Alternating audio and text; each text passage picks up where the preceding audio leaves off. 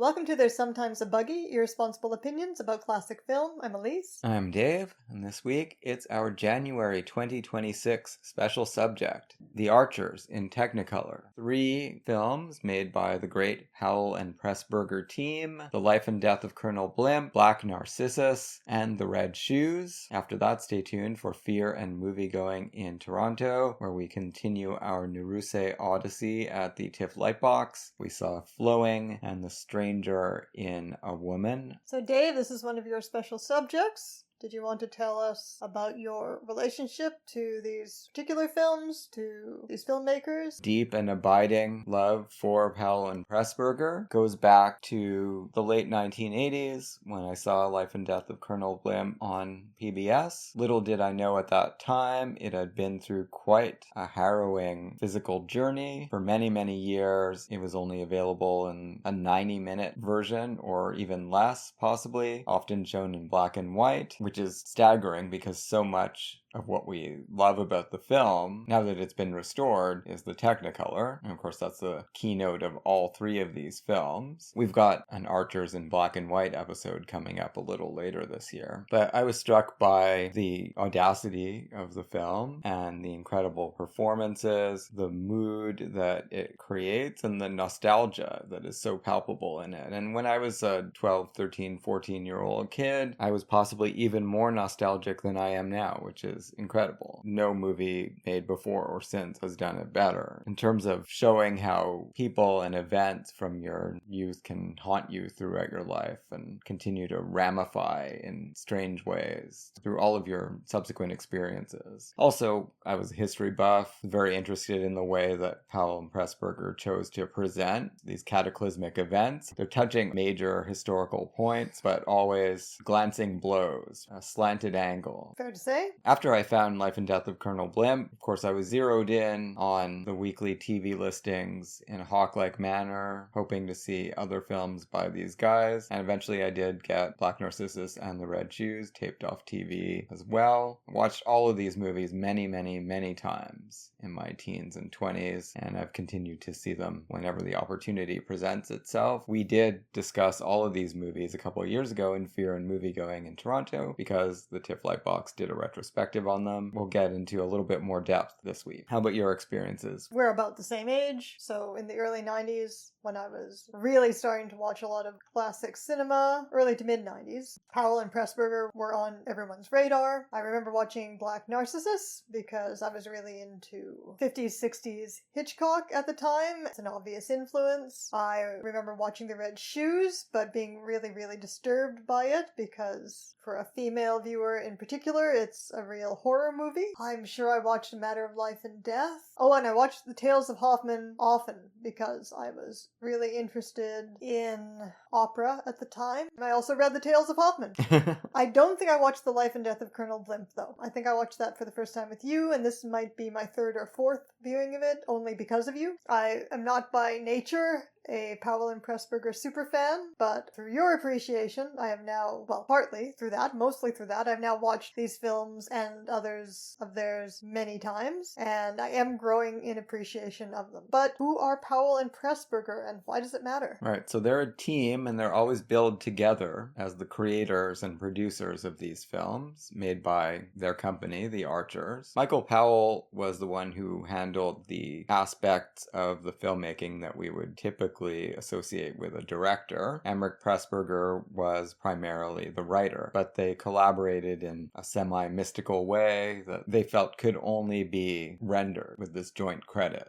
Powell was English, Pressburger was Hungarian. He came to the British film industry as a refugee from the horrors of Nazism. Right, which will be relevant. Absolutely. Certainly to The Life and Death of Colonel Blimp. The Senses of Cinema article on Powell and Pressburger I thought was interesting in the particular way that they presented the apparently widespread perspective that their films are anomalous within the tradition of British cinema, and for that reason weren't easily assimilated into critical reception of that cinema. The article by Adrienne Danks talks about British cinema as being primarily defined by realism, and how in Powell and Pressburger's cinema there's more of a dichotomy, presentation of two worlds that may be interdependent, realism and magic or expressionism. Sure, and the balance changes from film to film. The article uses Black Narcissus as maybe the most dramatic example of this. Now, interestingly, Life and Death of Colonel Blimp is a very restrained film, pretty different from our other two movies. But it certainly has an idealistic and romantic and anti-realistic strain to it. Of course it does. All of their films have both intermingled. That's, I think, the main thing I want to emphasize. That you've got all of these quiet, realistic, funny scenes in their movies, and you will often get explosions of melodrama. Yeah, and I think it'll be really useful, actually, to think about Black Narcissus in those terms. An important fact to know about Powell and Pressburger is that Michael Powell's filmmaking career after he and Pressburger parted ways was almost immediately destroyed by middle-brow critics who were not happy about the subject matter of Peeping Tom. It's definitely an acquired taste, and nobody took the trouble to acquire it at that time. But they didn't just dislike it, they were horrified. Yeah, it was treated like pornography. He managed to live on into the 1980s and befriend Martin Scorsese and Thelma Schoonmaker, married Thelma Schoonmaker. To spouse her. That's right. He had the satisfaction of knowing that Scorsese was on the scene and was going to save his great masterpieces and refurbish them for the late 20th and 21st century. So many of these stories of long-lived filmmakers and performers who fall out of fashion. In Michael Powell's case, he fell out of fashion in an unusual way. Very dramatic way. Yeah, but you know, the Frank Capra story of your films being rediscovered by university students in the 60s and 70s and so forth. We'll visit with our friend Leonard Maltin briefly. His TV Movies and Video Guide, 1991 edition. Maltin gives Life and Death of Colonel Blimp 4 stars out of a possible 4. Superb, sentimental story of a staunch British soldier and the incidents that dovetail in his long, eventful life. Opens in World War II and flashes back as far as the Boer War. Carr is charming as 3 different women in the Colonel's life. The title character bears no relation to the famous David Lowe caricature buffoon on whom he's supposedly based. Heavily cut for various reissues and often shown in black and white. Directors listed as Michael Powell and Emeric Pressburger, and the cast list: Roger Livesey, Deborah Kerr, Anton Walbrook, John Laurie, James McKechnie, Neville Mapp. So this raises the question, if Roger Livesey's character, Clive Candy, bears no relation to David Lowe's Colonel Blimp, why is he invoked? Why use that name in the title at all? And why use the caricature at the beginning of the movie, including hanging out getting a massage in the Turkish bath? Well, Dave, I mean, I'm sure the answer must be out there because Michael Powell did a lot of autobiographical writing. My guess, which I was reflecting on a lot watching the movie this time, would be to take that savage satire, like the worst case to be made against Britain. And its ruling class. Yeah, as upper-class twits. Out of touch. Conventional, mindless colonialists. Accept that characterization of the British Empire and try to make the best possible case for it, nevertheless, in wartime. Yeah, I think it's a reasonable assumption. But although the characters whose opinions we trust in this movie, Deborah Kerr in at least 2 of her in-Kerr-nations, and Anton Walbrook, although they unconditionally love Clive Candy, nevertheless there remains this dark subtext of the Colonel Blimp character represented in the movie by this grotesque study of his that's frequently commented on by the other characters.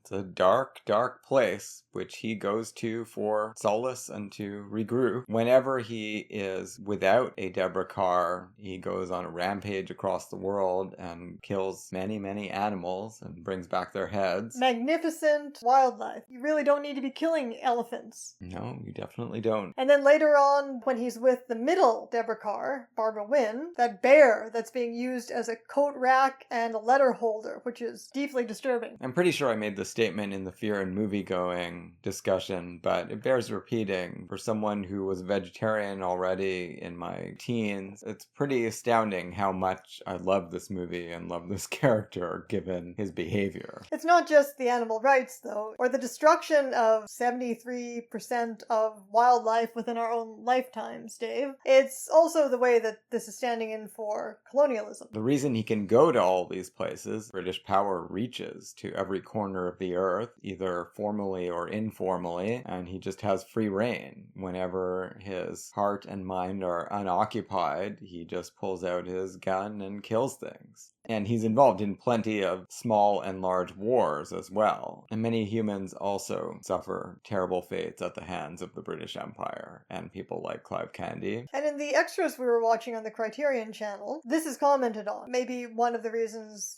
critics and audiences didn't know what to make of this movie at the time is just because this main character is so enigmatic, so morally enigmatic. You don't know exactly how to feel about him, or if you do just react to him by loving him, there's a lot of weird baggage that comes with that. Accordingly, what the movie is quote-unquote trying to say, its sort of rational or analytical meaning, is also elusive. It's an astounding display of narrative mastery. They give us all the tools to understand all these different aspects of Clive Candy, or Clive Wynne Candy as he becomes once he marries Barbara Wynne, but we only ever see him doing things that we're pretty much going to like. Well, with this exception that I just noted. We don't ever see him kill any animals. No, but or when, people. As the heads go up, you know what's happening. You know what's happening, but you don't see it. There is a difference. If you saw him on safari just blowing away elephants, I don't think this would be the same film. I mean, you can make that argument for Gone with the Wind, too. Yeah, of course you can. They're close to the edge here of lionizing the unlionizable. Although when Scarlett O'Hara is using prison labor, the movie gets dangerously close to the reality of the character. We pretty much see Clive Candy exclusively at his best throughout his long life. Even when the quality that they're aiming to highlight is his capacity for understanding how out of touch he is and making an adjustment with some help from his friends. And that goes against the caricature, because the caricature is, this is a person that can't learn, was formed in the 19th century and absolutely cannot alter his point of view. But he says that about himself at the end, actually, that he is unchanged, that he is unchangeable, and that is somehow a negative capability. Right, because what's unchanged about him is his ability to reevaluate himself and to actually pay much more attention to the people around him than you think he's capable of, and even than he thinks he's capable of. He's constantly surprising himself throughout this film by reacting a little bit differently than you'd expect a jingoistic officer to behave. I mean, this is the duality that we're talking about. We know, because he's supposed to be Colonel Blimp, that he is this evil, mindless colonialist, and he's got the study to prove it. But what we actually see dramatically enacted in the movie is his friendship, when no one else would claim such a thing. His friendship with a German, and his romantic idealization of a very modern, liberated woman. Deborah Kerr is a lot more than charming in this movie. She is incredible. I mean, this is the first movie I saw Deborah Kerr in, and it's no surprise that she became one of my very favorite actors. She is our second actor spotlight, first one I chose. And she's so young in this movie, early 20s. As Edith Hunter, the first incarnation, she's got this perfect note of British comedy that is simultaneously completely rationalistic and absolutely dotty. Her line readings are miraculous. She would be so perfect in Oscar Wilde. She would be so perfect in The Importance of Being Earnest. But what does a governess know, Mr. Candy? Nothing, I can assure you. It's so brilliant. That off-kilter wobble in her eyes and her voice, despite being this prim, rational creature, are the tremors of madness.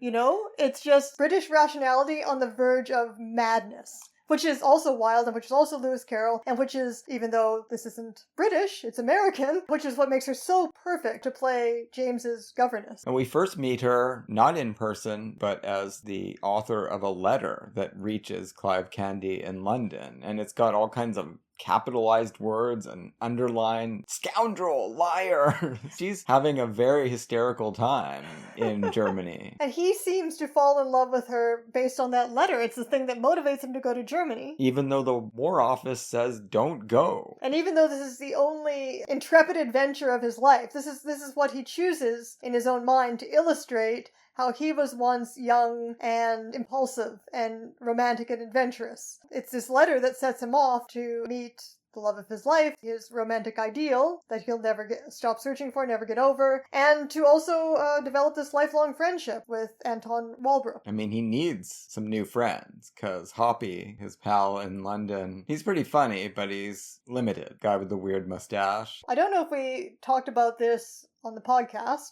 when we were briefly discussing these movies in Fear and Moviegoing, but I know that we have talked about it off mic. The idea that this movie could be viewed as sexist in some way, because it seems to be about the protagonist's love for Deborah Kerr and all of her in-Kerr-nations, but it's really about the love story of the friendship between the two men that's mediated by this woman. But I was thinking about that, on this fourth viewing or whatever it is, too, of my adult life. And I think that's too simplistic. I think that is an accusation that could be more accurately leveled at a matter of life and death, although hopefully I won't feel that way the next time I watch it. We'll be doing that as part of our special subject on the film Blanc in a couple of years. But here it seems really important that all three of them form a group. None of the couples, including the male friends, could exist without the whole group, which is why it seems so much of a relief and so nostalgic at the end of the movie when the group is reconstituted, with Anton Walbrook being back and with yet another incarnation of Deborah Kerr. In her Johnny variation. A wonderful character. But that means that if this is a reconstitution of the group, as it should be, that means that there's something missing from the middle section and the middle Deborah Kerr, who is the only one he actually has a relationship with. And that, too, shows Kerr's skill, because she somehow makes this character fairly lovable as well, but she is incredibly dull. She is the one that Clive Candy gets to spend part of his life with. Without Anton Walbrook there, he almost meets her on that fateful night after he gets out of the internment camp on his way back to Germany, but she's not home. Clive tries to restore the triangle by showing him a picture of her, a painting. He doesn't really recognize it. I mean, he gestures in that direction. He's like, yeah, there's something there of a resemblance. With the final Deborah Kerr, Angela, or Johnny, he does see a resemblance. Of course, he's been hearing now about how Edith was Clive Candy's ideal. I love that speech where Roger Livesey says, I suppose you could say she was my ideal if you were some sickening long-haired poet or something. Walbrook's reaction to that is to gather his thoughts and rethink his entire impression of what an English gentleman can be. Even though they have this lifelong friendship, I mean, they've only seen each other very briefly for intense moments over the 40 years. We're told that they wrote letters a little bit leading up to World War I, but after that, they have almost no contact until Walbrook drifts onto the shores of Britain after running away from the Nazis. So I guess Roger Livesey, or Clive Candy, is this movie's spirit of realism and Britishism, as Deborah Kerr's sister Clodagh is in Black Narcissus in a very different way. He is the Humean Lockean lineage of stupid, dull, inert British pragmatism that's supposed to be allergic to poetry or romanticism. But in fact is not. Right. And of course the movie intertwines him with romanticism and poetry and Europe through Anton Walbrook and through Deborah Kerr. I don't feel like this film is at all vulnerable to the criticism that it's really about two men and they're just using this woman as an intermediary, because despite the fact that she's kind of is not really real, so it really should be vulnerable to that accusation. No, but she's so palpable, especially in Incarnations 1 and 3, and the fact that there's that middle term, that's where, yes, you could fall into the idea that, oh, she's a nothing character. She's just there to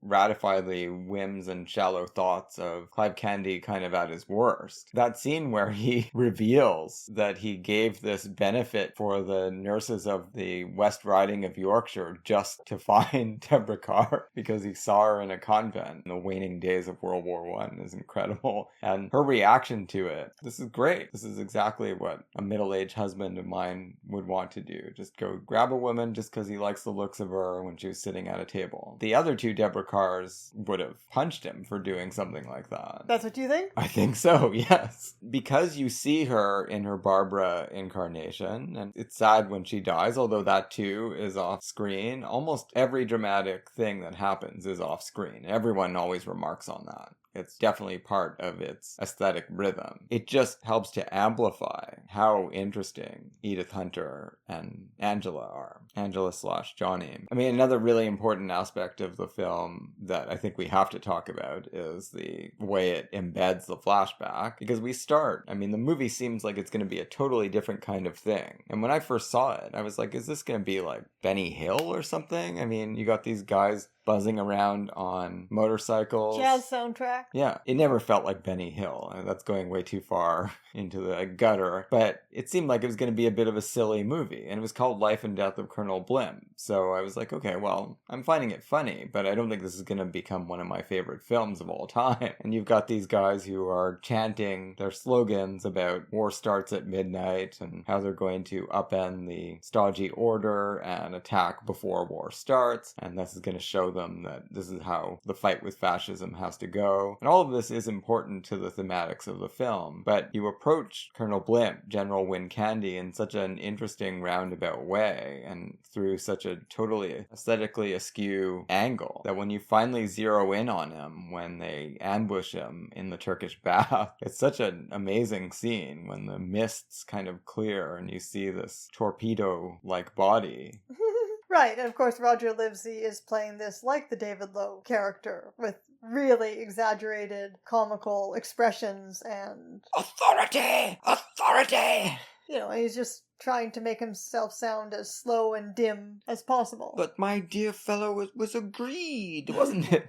Yeah, you're like, okay, well, this is a goofball. And he flips out and attacks Spud. Then we fall into the hot tub and he starts ranting about 40 years ago. 40 years ago. Yeah, with the blub blub blub sound. Amazing. Of underwater. And he emerges into a completely different film. In the aftermath of the Boer War, he is recovering from some harrowing experiences in South Africa. You see immediately why he keys in on this moment. He is an upstart, and he's upsetting the elderly officers at this club in 1902, and he's about to embark on this confidential mission to Germany that nobody wants him to go on, except for Edith Hunter. I could talk about this movie for hours and hours, but there are so many great little understated moments and performances. Roland Culver giving him a lecture on why he should avoid politicians like the plague, getting all off track when he hears that Clive Candy knows Arthur Conan Doyle. So I did have actually one question. I still don't quite understand in any detail what happens to cause the incident in the German pub that leads to, or music hall or whatever that is, that leads to the diplomatic incident in the duel. We'll leave that aside because we got too many movies to deal with. I was interested because when you were talking about that, I was thinking about the transformations we watch Anton Walbrook go through, including becoming a proto-Nazi right after the defeat of Germany. Mm-hmm. And that scene where Clive takes him to meet his upper-class friends for dinner, members of the military and industrialists. They're all promising him, cheer up, old fellow, we're going to get Germany back on its feet in no time. We need a trading partner. Don't you worry, capitalism will make everything right. And my question for you was, what went wrong with those plans? I think it's pretty generally agreed, and people already were understanding this by the 1940s, that the terms of the Versailles Treaty were antithetical to peace in the long run. But these men at this dinner seem to sincerely believe that capitalism is going to fix this. Yeah, I think that's what they wanted to believe, but unfortunately there were countervailing tendencies at Versailles. France especially did not feel this way about Germany. They were the ones that pushed the hardest to inflict maximum punishment on Germany. The idea was that Germany was going to have to pay everyone back for all damage that was caused by World War I. And this contributed to the climate of despair and an economic spiral in Germany during the 1920s. And just as it was starting to climb a little bit out of that hole, the worldwide Great Depression hit and started to affect America. They had been buoying up Weimar Germany. They called in their loans. Very soon after that, you get Hitler and the Nazis going from a fringe group to the ruling party. So if Clive is supposed to represent the best of the worst of Britain, it's interesting that the quality he seems to have that Anton Walbrook admires and that the two bookend Deborah Kerr's admire, but don't possess themselves, is something that, again, is more associated with classical American literature, which is a quality of indomitable innocence. The optative mood, as Emerson would put it. What he possesses is the inability to really imagine Nazism. And there's something very scary about this kind of optimist, this kind of sunny individual who goes around killing animals for sport and genuinely not seeing it as sinister behavior. Well, that's what Walbrook says to him, like in this speech at the end, when he's trying to make him confront the reality of Britain having to fight dirty. He's experienced the defeat of Germany and he's seen the Nazis, and so he's been disabused of any innocence he might have ever had. But what he says to him is that, yes, you have been raised to be an honorable gentleman, and a sportsman. Yes. But the movie is very conflicted about this, because in words, verbally, it may say this about how Clive sees war as sportsmanship. But the den represents sportsmanship itself as horror. It does, yeah. But he doesn't see it. And he will never see it, right? Although in the last stages of the film, he's starting to get a more nuanced understanding of the human condition. But in World War I, that's a really revelatory scene. It goes by quickly, but you can't forget it, where they're interrogating those German prisoners. Clive Candy wanders in, asks a few questions about Kretschmar Schuldorf. Nobody answers him. He asks about the dynamite that these Germans have, and they don't answer, and he's like, I gotta go now. He's talking to this guy with this super villain face. I'm not a nice, simple English gentleman. I'm a simple South African.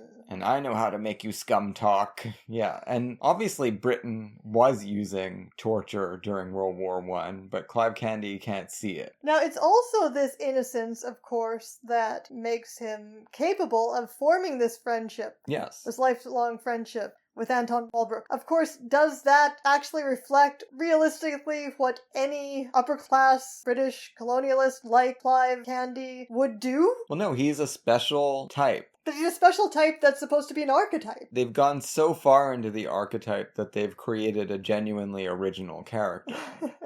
I mean, that's the essence of this film. And it's a character that surprises the audiences, it surprises the people around them, and continually surprising himself. He doesn't know he's going to react this way to the guy that he gets into a duel with, but he looks at him and he's like, oh, this guy seems like a fun guy. I'm going to smile at him just before we lunge at each other with sabers. It's kind of because Kretschmar Schuldorf looks across at Clive Candy, actually looking at Roger Livesey. He sees something admirable about England. And of course, every nation wants to feel that however many historical horrors we have committed, there is something admirable about us as a people. There is some kind of poetry in the soul of this nation. So he looks across his saber at Roger Livesey and sees the poetry in the soul of England, and he falls in love with it. It's him kind of falling in love with Roger Livesey that allows Roger Livesey to fall in love with him. Roger Livesey is an amazingly winning individual, don't you think? Yes, absolutely. Whenever you encounter any material about the Archers, they will often talk about how crucial Livesey was to this film and to several of their other productions. And Thelma Schoonmaker talks about Livesey as an alter ego for Michael Powell. And his career wasn't going so well before this. Can you imagine Laurence Olivier actually thinking about him specifically playing that Soviet character in the Anthony Asquith film? The Demi-Paradise. Probably Olivier could have embodied this innocence as well in a very different way. Yeah, I don't think you have to denigrate Olivier to celebrate Livesey, although I am glad that they did get Livesey.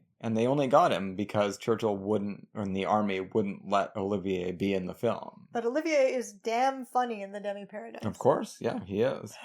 And Livesey, I think, mostly on the stage before this. He's in movies. He plays the beggar that Rembrandt paints. That's a wonderful small role that he has in the mid-1930s. Well, apparently he was, primarily, even after this, a character actor on screen. Yeah, but you get some amazing moments with him in Powell, Pressburger, I Know Where I'm Going, and Matter of Life and Death, of course. Guess we'd better move on. Leonard Maltin gives Black Narcissus 4 stars out of a possible 4. Visually sumptuous, dramatically charged movie from rumor-godden novel about nuns trying to establish a mission in a remote Himalayan outpost amid formidable physical and emotional challenges. One of the most breathtaking color films ever made, winning Oscars for cinematographer Jack Cardiff and art director Alfred Junge. Scenes in which Sister Superior Carr recalls her former life, a key plot element, were originally censored from American prints. Directors Michael Powell and Emeric Pressburger. Cast list: Deborah Kerr, David Farrar, Sabu, Gene Simmons, Kathleen Byron, Flora Robson, and Esmond Knight. We've said before to each other, and I think also on the podcast, this is not one of our very favorite Powell and Pressburger films. It's getting up there, though, for me. Yeah, I liked it better this time. I think part of the problem that I had with it is that the movie's notoriety now so much surrounds the Kathleen Byron scenes and plot element of sex-crazed nun. And the florid melodrama around that. And it makes you come at the movie from kind of a camp angle that I think is not the best angle for appreciating it. The more I become interested on subsequent viewings in the Deborah Kerr plot and how that kind of balances Kathleen Byron, the more interesting the movie becomes. Also, it doesn't do me personally any good to try to look at this movie as having anything incisive to say about colonialism. I think to the extent that it has anything incisive to say, it's again about the British character. And not even the British character, but let's say what the British character represents. So we've got these nuns representing nothing spiritual at all. Like, that is not dwelt on at all in the movie. In fact, David Farrar is more interested in actual spirituality, talks more passionately about Jesus than these nuns ever do. Well, they're a working order. Exactly. So what do they actually represent? And the Census of Cinema article helped me sort of formulate this afterwards. What do they actually represent? They represent the Protestant work ethic. Yeah, they're Anglican nuns. And they're colonists in that sense, that they are trying to impose or establish the Protestant work ethic in this magical, exotic world that we don't really need to think of as anything geographical or ethnic or national. Especially since it wasn't filmed anywhere outside of a studio. Right. It's a deliberately, gorgeously artificial movie. They're the ego trying to colonize the id, or whatever way you want to conceptualize this.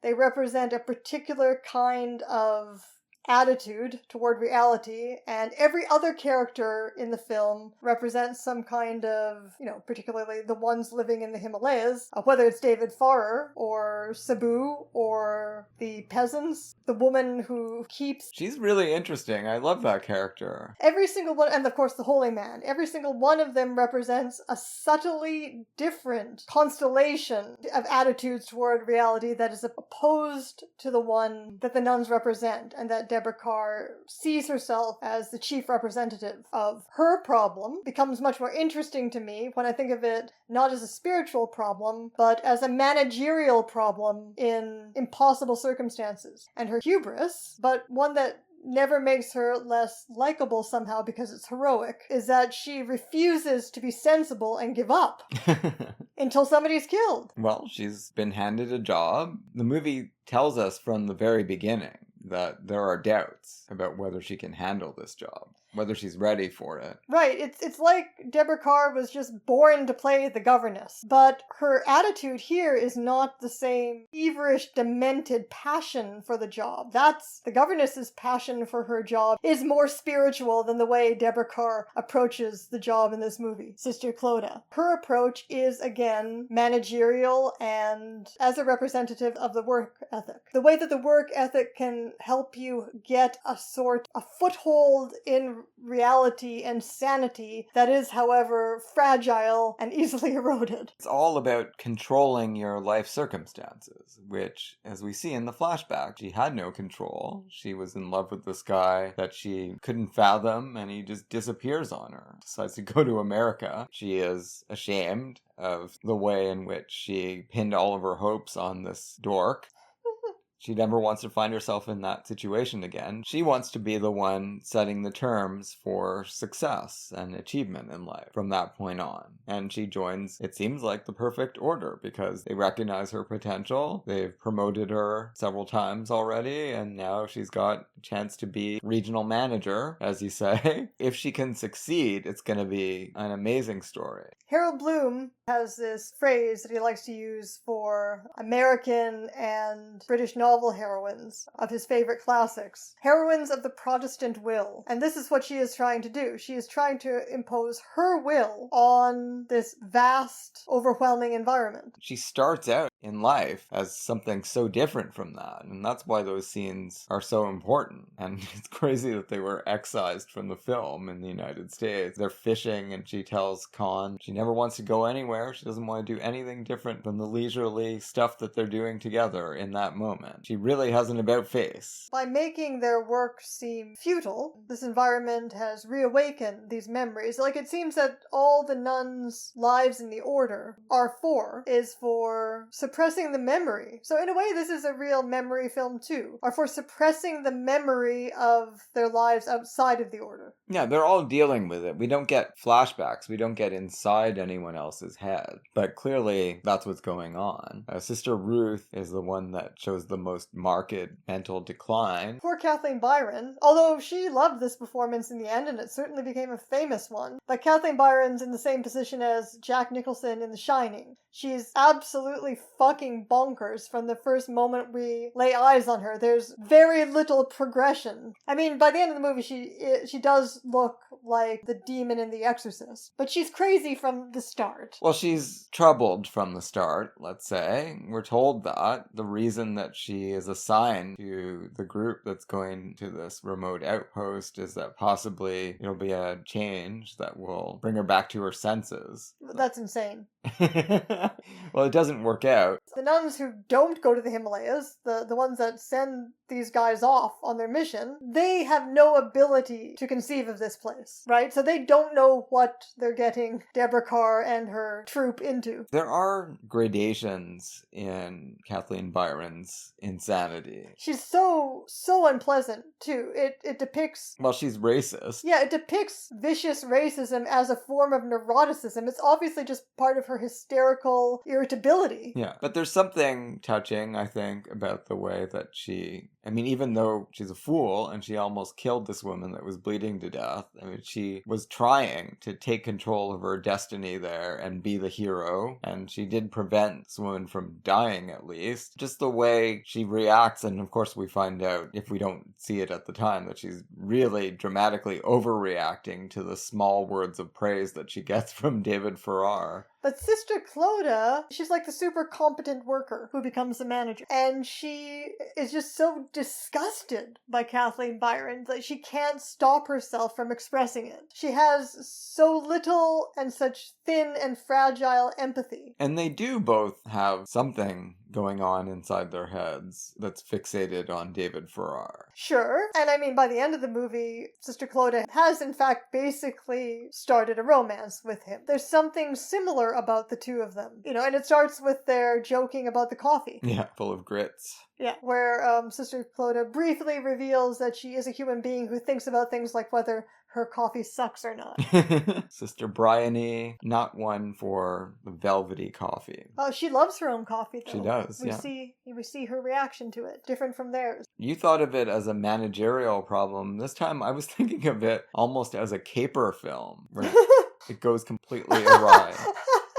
This plan, it was just too big. This one was just too big. it is kind of like The Usual Suspects in that like so many caper films, we've watched a few of them for the podcast recently, where you put together the worst team that you can just tell from the outset how they're all going to destroy each other and the plan. Where all the fault lines are, yeah. Yeah. And then we watch it beautifully deconstruct itself. You know what I was just thinking about, moments before we started the podcast, is where did that bell come from? The bell on the edge of the abyss. Could have been part of the original setup, the palace. It must be, but nobody ever mentions it. I mean, what an amazing setting for most of the film. It was formerly the women's palace of the ruler of this area. It is a bordello that is now home to nuns. Got these sexualized murals all over the convent, an astounding feat of visual imagination. Let's talk a little bit about all of these different perspectives on reality, in contrast to the nuns that I was mentioning. So we do have Aya, who loved the brothel. She loves the brothel, she loves the wind, she finds it all invigorating. She just floats around that convent, and the nuns are a bit of a joy kill for her. Oh yeah, she wishes the fun women would come back. Yes, but she's pretty helpful to them throughout, even though she mocks them and doesn't believe they're going to make it any more than David Farrar does. She never undermines them. David Farrar is trying to undermine them to a large extent, because he just can't bear the existence of these Anglican nuns whose lives are devoted to denying sensuality. I don't know. I don't see it as that straightforward. He can't resist needling Sister Clodagh all the time.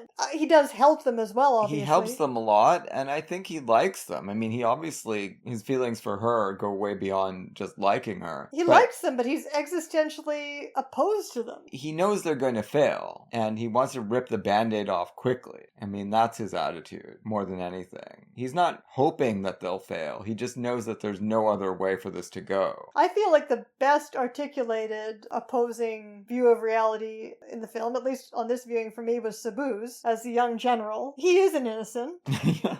He's an innocent. He's allowed to be an innocent because, of course, he's unfathomably rich and privileged. I'm going to spend from 3 p.m. to 5 p.m. doing physics with the physical sister.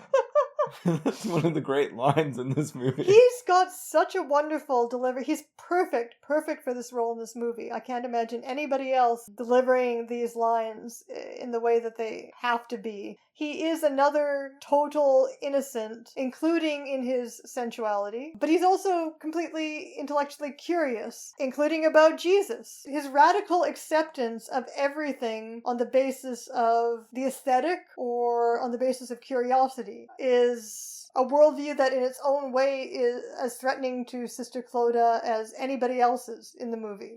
When he goes casually from talking about what a lovely voice the egregiously drunk Mr. Dean has, Yeah. Who's deeply offended Sister Clodagh by coming to the Christmas service drunk. Yeah, but when he says that, her eyes mist over. I mean, she is falling in love with him as well, even though she's ordered him never to come back. Sure, but he goes from, talking about the wonderful voice of drunken Mr. Dean to talking about his great interest in Jesus Christ. And they're all the same to him. They're all on the same level to him. And I think probably this is what do you want to call this? I guess you would just call it the aesthetic attitude to life, and it's probably the perspective that I identify with the most in the movie. The film takes its title from his scent, the Black Narcissus. Oh, sister, do you not think that it is rather common to smell of ourselves? Yeah, he makes an interesting argument. Kathleen Byron doesn't even try to respond. Imagine Kathleen Byron's sister Ruth going mental day by day teaching you European languages. And he has no conception of sin. Instead, he is motivated to do good or do better by a heroic self-conception. It's a romantic, whimsical, unrealistic self-conception. Yeah, he's a really interesting character. Esmond Knight, as the old general, is only in one scene, really, but I think he makes an impression. They will eat sausages. Europeans eat sausages wherever they go.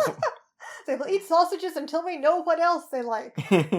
I really like little Joseph as well. That character, he gets thrust into some crazy situations. Oh yeah, he finds the nuns insane and terrifying. He also sticks with them, and they try to send him down to talk to the people. He knows if he does, they won't let him come back, so he stays. And of course, we also learn that the holy man is unfathomably educated in the European style, and he has given all of that up in order to stare into the void. He owns the land that they're on. When Deborah Kerr starts ranting about getting him out of there because he's distracting them from their busy work. Like, this is what, of course, these nuns and their work ethic is avoiding. Glimpsing the void. So in that sense, they resemble Clive Candy. Yeah, going on endless safaris. They're just treating education and rudimentary medicine as a safari. Certainly a more productive one than roaming the velds with a shotgun, but ultimately they have to leave. There's such an incredibly defeatist aura that hangs over this film from the very beginning. It's like, why are they even trying? That is their lot as Christians. Why even try to be a Christian? It's not going to work. Speaking of which, despite the demonic demeanor of Kathleen Byron at the end of the movie, the scene where Sister Clodagh sits up with her to try to prevent her from sealing her doom by throwing herself at David Farrer obviously is modeled on, well, I guess it's Peter, James, and John who all sleep. So this is the soul that Sister Clodagh is primarily given to save. She is a novice. She cannot do it. She has nothing like the spiritual capability. She nods off and is awakened by her tumbling Bible to the sight of Kathleen Byron cackling as she runs through the convent and escapes into the jungle, the inhospitable arms of David Farrar. And yet, at the very end of the movie, there is kind of a glimpse of an expansive Christian vision in that she's not horribly blamed for this. She's just going to be demoted and have to do, some kind of penance and... Deborah Kerr, you mean? Deborah Kerr, yeah. Because Kathleen Byron goes off a cliff. Yeah, she's super dead. No, Deborah Kerr, this isn't some horrible burden of guilt for her to carry with her forever. It's just an acceptance of the fact that as a Christian, you are going to fail souls. It's going to happen to you. And she wasn't ready. She says what she needs is a little bit more time in a middle management role, I guess. Maybe she'll try again somewhere else. Yeah, with much less responsibility. And David Farrar doesn't really think that she can change, and he likes her flaws. Yeah, she does become more likable as she loses control of the order. Yeah, and of course gains humility, etc., etc. I think that maybe the source of the bond between her and David Farrar is that they are both kind of essentially competent people who nevertheless failed the people around them. Yeah. I think David Farrar gives a great performance in this movie, and he's essential to several Powell Pressburger movies, notably Gone to Earth and Small Back Room, which we're going to be doing in a couple of months in The Archers in Black and White. I mean, he really strikes a perfect balance between insolence and a kind of guarded supportiveness for them, and all kind of shot through with the pessimism that is grounded in reality. Why are the kids learning about weapons? That's a super weird scene. They are under the thumb of force. Yeah, I mean, presumably that is what it's there for. I think so, yeah. The way Joseph says gun, that's the last one that he pronounces for the kids. Well, Kathleen Byron... She's staring at Sister Clodagh and Mr. Dean. Right. There's a tragedy all its own in the fact that we just don't have enough time to spend hours on each of these movies, because we could. Leonard Maltin on The Red Shoes. So, 3 for 3. He gives this one 4 stars out of a possible 4 as well. A superb, stylized fairy tale. Young ballerina is torn between two creative, possessive men. One a struggling composer, the other an autocratic dance impresario. Landmark film for its integration of dance and storytelling, and a perennial favorite of balletomans. Brian Easdale's score and Hein Heckroth and Arthur Lawson's art direction and set decoration won Oscars, and Jack Cardiff's cinematography should have. Shearer is exquisite in movie debut. Directors Michael Powell and Emeric Pressburger. Cast list: Anton Walbrook, Marius Goring, Moira Shearer, Robert Helpman, Leonid Massine, Albert Basserman, Ludmila Cherina, and Esmond Knight. So this is, I think, at this point, the most famous Powell Pressburger film.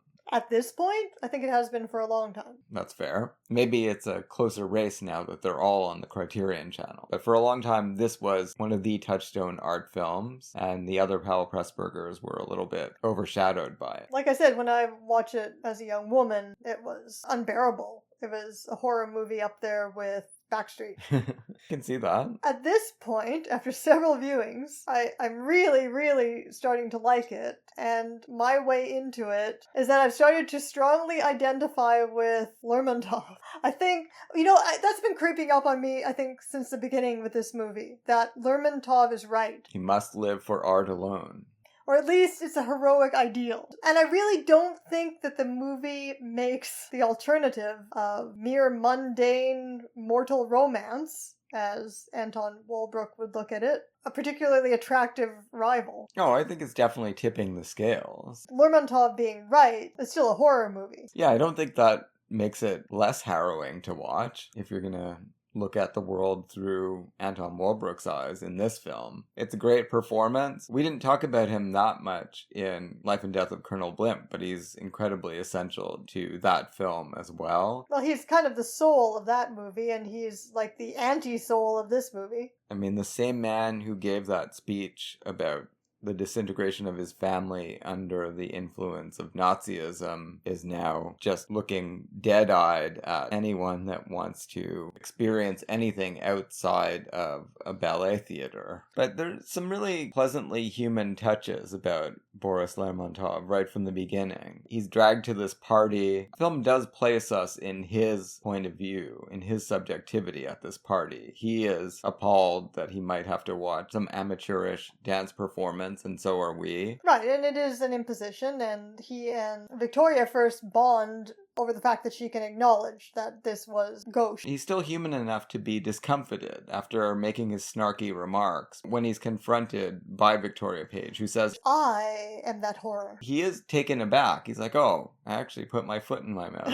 So, like, Lermontov is not unfeeling. Well, he's unfeeling about anybody who gets in the way of his art. He's implacable. But he does have feelings, certainly, as we know by the end of this movie, where it looks like nuclear fission is going on inside his brain. This is a man of deep feeling, but he's channeled all of it into one aspect of life. There's so much to unravel in this movie, and I think I told you about my breakthrough reading the last time we watched it and talked about it in Fear and Moviegoing, of the possibility that, it's tempting to read Walbrook as repressed homosexual who keeps living vicariously through divas that he creates, or whatever. And that, because this character apparently has no sexuality, the fact that Walbrook himself was homosexual, you can find some kind of subtext in that. That would be a fully legitimate reading. My idea that he might be in love with Victoria is barely changed by that reading anyway, that he might actually just be in love with her and have completely sublimated that. He could probably do that as a homosexual just as well as a heterosexual. Yeah, I think this movie, despite how much the erotic figures into it, it absolutely doesn't need labels. It doesn't need labels, and it doesn't need physical intercourse to occur. The complete destruction of him at the end of the movie, I think that has to be love. It has to be. If not, he would just go, oh, well, that failed. We'll find another great ballerina and start all over again. So why does he fall in love particularly with Victoria more than the other instances, one of which we see? Grusha? Yeah, where he has tried to do this and all these women keep disappointing him. He expends all this energy, and he expends it on women, whether you want to give that a homosexual or heterosexual reading, you can do either, creating great artists out of these ballerinas, and then they destroy all his work by getting married. And yet you have to imagine that what he is trying to do is to create an asexual marriage of art with these women. That's why it's women. It is also important that he's dealing with a patriarchal society where he knows that there's going to be an incredible pull upon these women if they get married. Not just to get married and continue with their careers, but to give up. You think that would lead him to avoid women and, like I said, try doing this with men instead? But no, it has to be some kind of sublimated erotic drive. Yeah, I would think so. And feeling for social underdogs. Sure, and you could certainly give that a homosexual reading, but again, not necessarily. You can do either. I think it's important to realize, too, something that may get overlooked in common assessments of the movie, that Victoria might be in love with him. Like when she gets dressed up in her fairy princess dress outfit To go see him. thinking that he has proposed a date. Why wouldn't she be in love with him at this point? And people comment on what a good-looking man he is. Nothing so simple is going to be asked of her. No. And she's always got those two pictures of Lermontov and Julian. And they don't necessarily just represent art and love. They could represent two loves, each demanding something different of her. And they both represent art as well. I mean, after Of all, course. Gillian Craster is a great composer. Right, and he seems content to be collaborating with her and for her to be the future star until Lermontov forces a choice and awakens Julian's own suppressed ambitions. An interesting byproduct of the film. This is the destruction of Lermontov and Victoria Page, but the making of Gillian Craster, all of these dramatic goings on. I don't know what he's going to compose next after witnessing his beloved throwing herself into a train. Maybe the greatest opera. Possibly, yeah. I mean, that is the subject matter of opera. I like Marius Goring a lot in this movie, and that first scene where you get those bohemian students rushing into the theater to grab the seats, you know, that's the realistic side of Powell and Pressburger. They give you these amazing little entrees into micro habitats. The way they ground everything in this Anglican order, I mean, we feel like we know everything about the way those people hope to organize their days, and we get so much about mid-20th century aesthetes in this movie. Yeah, I was like, were people in England in the mid-20th century really, young people, college students, were they really this excited about ballet? Not the general public, but we're meeting the real aficionados, and I love this little debate going on at the beginning between the people that are music students and the people that are dance students, and they're each there for totally different things. And those dance students are obviously caricatured bohemians. Well, they are. That's true. I mean, because we are going to follow Gillian Craster, we're seeing them a little bit from the outside. But on the other hand, we're mostly going to be in the dance world for this movie. Just that fascinating vignette of elation and the deepest sense of betrayal that Julian goes through just in the first few minutes of this movie. He's championing Palmer, the great Palmer. That's why we're here. These dancers better be up to the music he's going to present to the world. And then Julian Craster realizes all of it's stolen from his own student compositions.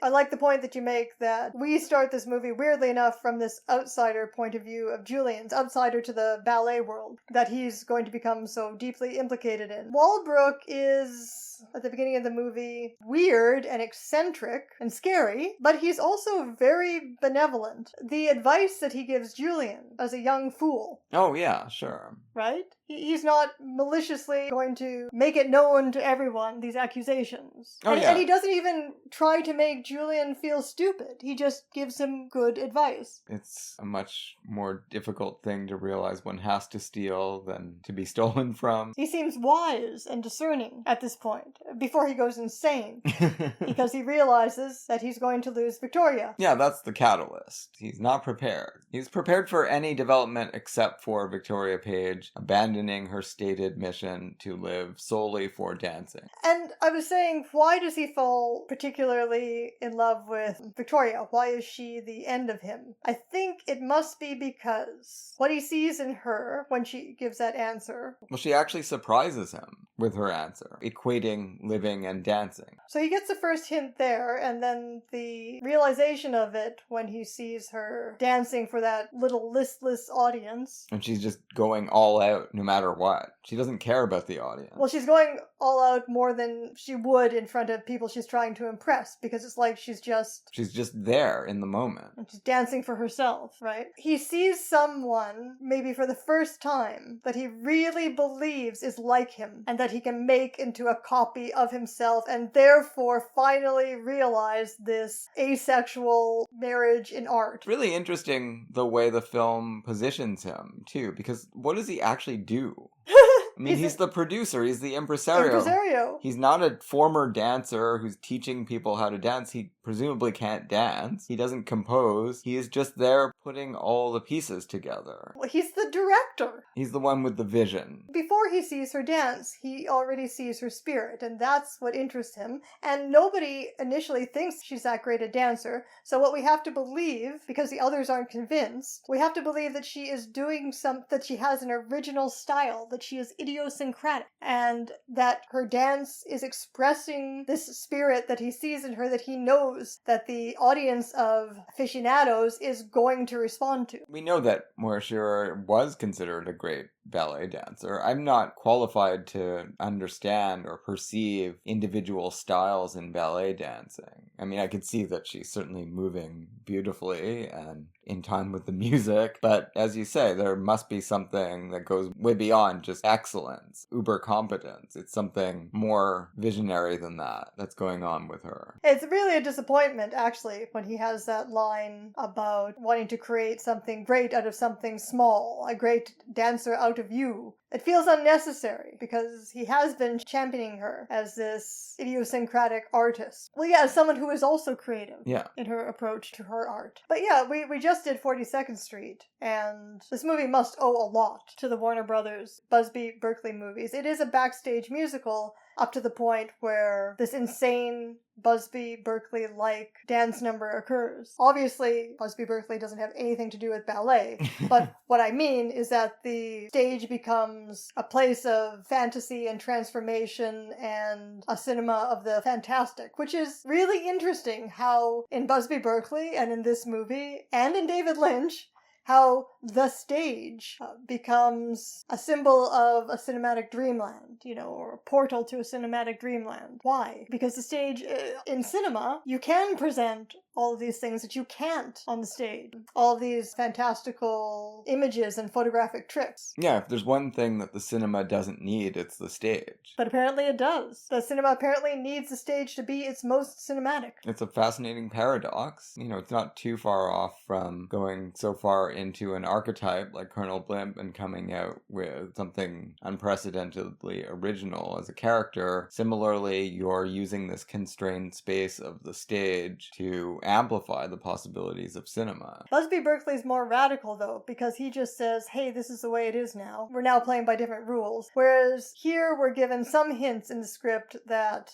when Julian asks her, aren't you going to imagine anything when you dance on opening night? We're given some hints that what we're seeing is her imagination as she dances. And then this amazing finale of just a spotlight following the ghost of Moira Shearer around the stage. Or the absence. Pretty incredible way to end a movie. Because I was thinking of this as, the possibility that Lermontov and Victoria are both in love with each other, but of course he doesn't ever want to realize that in the form of a romantic relationship, and she... I don't think she does either with him. Yeah, maybe... Well, no, she's more normal. So, like I said, she thinks she's going on a date when she gets dressed up and gets in his car, right? So she thinks things could proceed in a normal way at that point. But it's probably the last moment that she thinks that. And the last moment she cares about it. Because once he gives her the main part. Exactly. Who cares about whether the great man wants to sleep with her? They become something much more important to one another. Thinking about it that way, to me, makes that moment where he thinks he's won. He thinks he's vanquished Julian and won her soul. Where Anton Walbrook kind of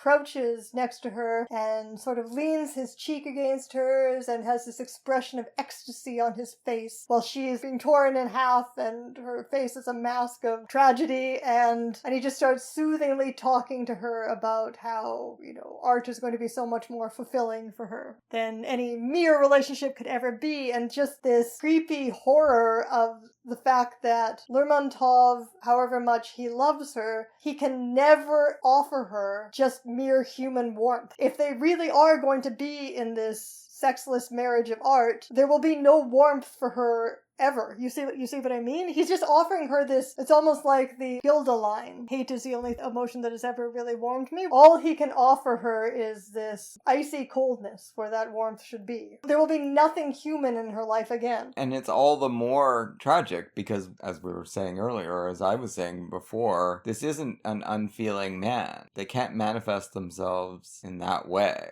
But he is not a cold Mephistophelian manipulator. He's going to be just as destroyed by the final events of this film as Victoria Page is, practically, as anyone. I mean, he's a casualty of his own designs. And the film isn't really interested in Julian's reaction. It's only interested in what happens to Victoria and Lermontov. Well, that's true. Yeah, and Marius Goring was a good sport. He does get some fun things to do in this movie. Probably not as fun as playing that French aristocrat in A Matter of of life and death. His behavior leaves a lot to be desired there. I mean, he could. She asks him, just wait, let me give this one performance and let me think. And he won't. He's like, nope, ultimatum time. No, he says, the red shoes are going to get you. It will never just be this one performance. So he says, I'm giving up my art, now you must give up your art too. Well, it's not as easy for her. We must give up our art together. Or Lermontov on the other side. We must give up love forever. And so I think what happens, this is my theory as I was watching the movie this time, is Victoria does possess this single-minded vision that makes her like Lermontov. But she is too fragile, right? Unlike him. He is the only person who can live the way that Lermontov lives, right? And even that he ends up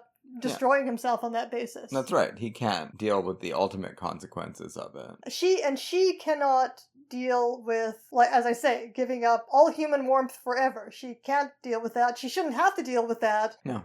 So it's this attempt to live this ideal that destroys them both. And is that the message of Hans Christian Andersen's The Red Shoes? No, The Red Shoes has...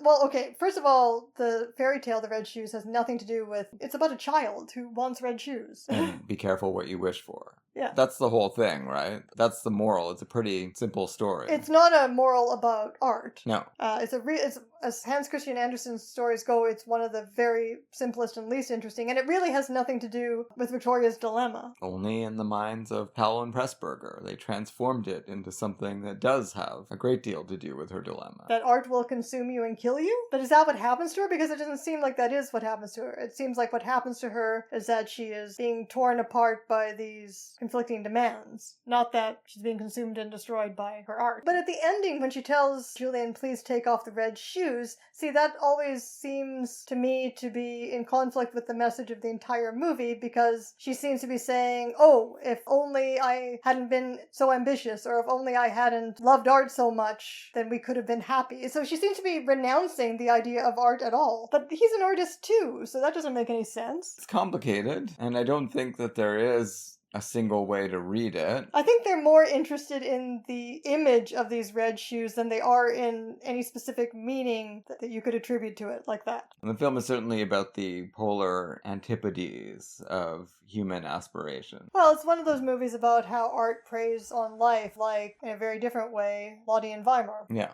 But again, I think, I remain sympathetic to Lermontov's project. We're crying for Lermontov at the end of this movie. Well, he killed the thing he loved, so you have to cry for that. That's right. It's like Peter Lorre. Although you could also argue that Julian killed her, but who cares? Exactly, that's what I was saying. I mean, yes, his stodgy behavior there certainly contributes on a plot level to her decision to end it all. But that's not where the thematic heart of the film is. Are we crying for him at the end because he has lost her as an artist, or because he has lost her as a person? Both, I think. More troubling is the idea that, I guess, like Black Narcissus, where they're doomed to fail. I mean, this thing that he gets started was doomed to end this way.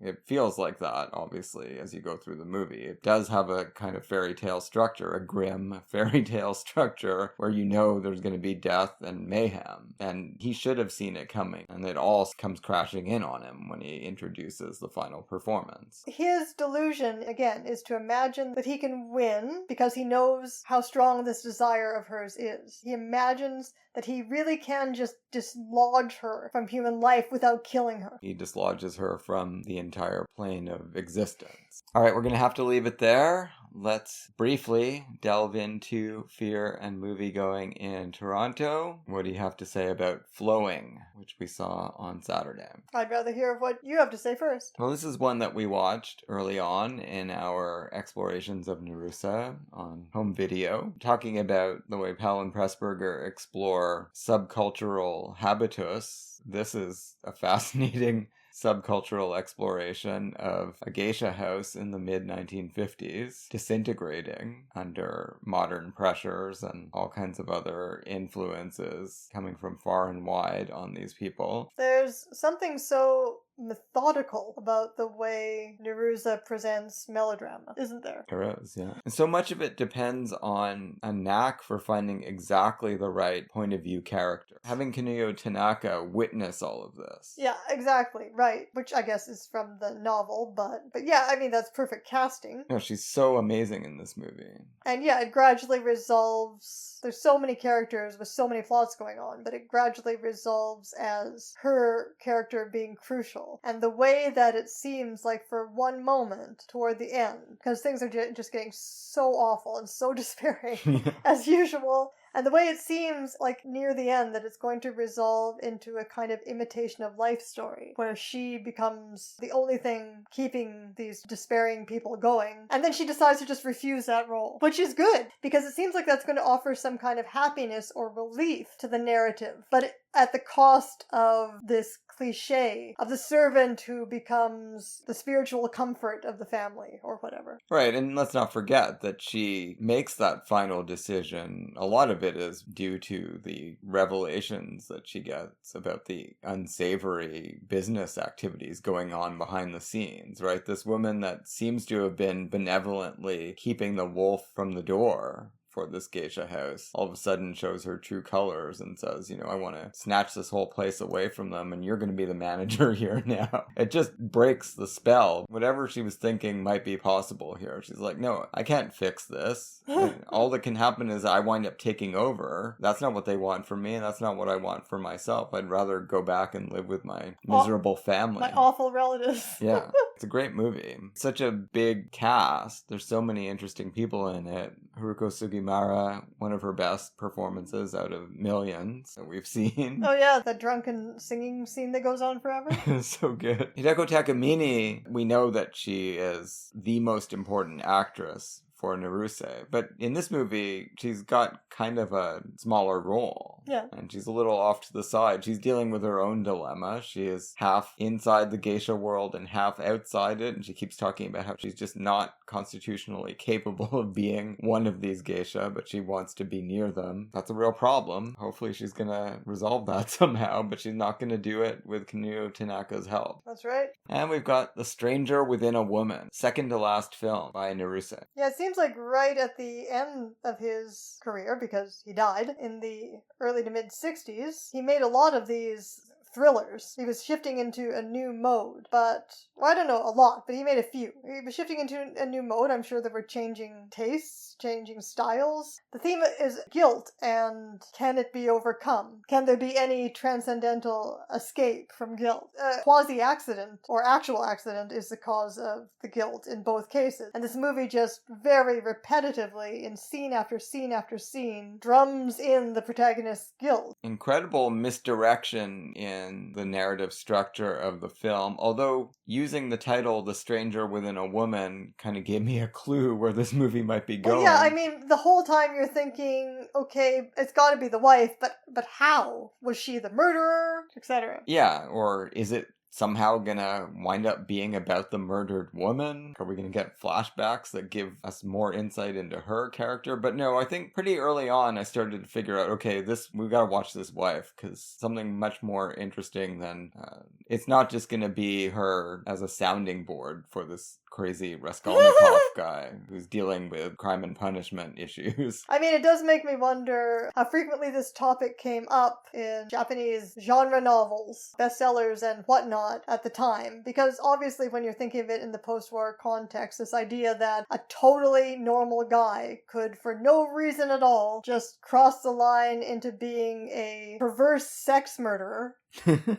and then just be dying of guilt forever after and never be able to shake it. He just wants to tell the world by the end. First, he says, I'm so relieved, after telling his wife.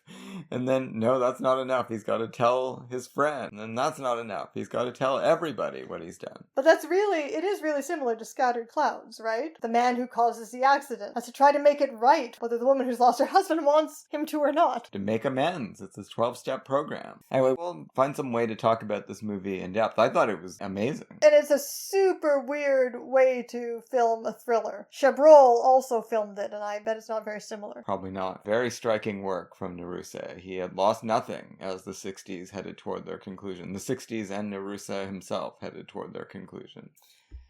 All right, well, that's going to have to do it for this week. I wish we could have spent 24 hours on these films, but let us know what you think, particularly Simon, our Powell Pressburger loving listener out there. Maybe we have many of those. A declared one is Simon. Give us your reactions to our thoughts, and you could just leave our thoughts aside and tell us what you think, too. And that goes for everyone out there. You can write to us at our Gmail. You can join our Discord. Lots of ways to communicate. And next week on the podcast, we move into Actourist Spotlight, episode 2 of Delphine Seyrig. We'll be talking about India Song and Baxter, Vera Baxter, a Margaret Duras double feature. Oh, you don't want to miss that. No, you don't.